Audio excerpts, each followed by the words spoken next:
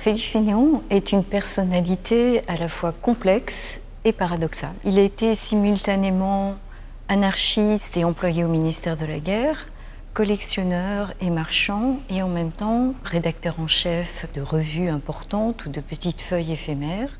Donc c'est une personnalité qui a couvert un spectre extrêmement large de la création sur 2 siècles, la fin du XIXe siècle et le début du XXe siècle.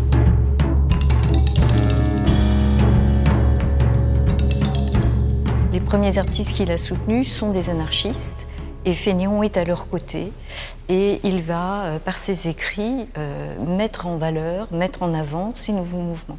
L'exposition va complètement se servir de cet engagement, va s'appuyer sur l'engagement de Fénéon pour montrer un petit peu en 3 temps très forts comment cette pensée s'est déclinée à travers le temps.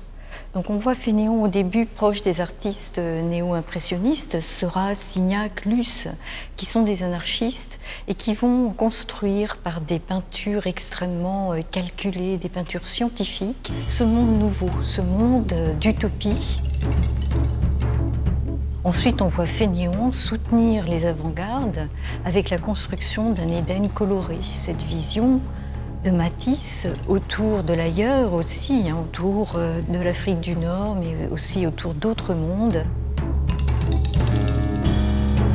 Et enfin, Fénéon, en 1912, et là c'est sous une forme beaucoup plus violente, va aussi montrer des mondes complètement diffractés, le monde des futuristes, qui exprime cette violence de la naissance des temps nouveaux.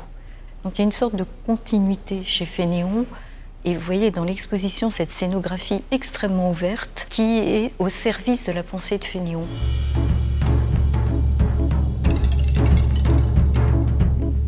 Il nous montre en quelque sorte l'universalité dans les formes, l'universalité dans la pensée, la construction d'un monde décloisonné.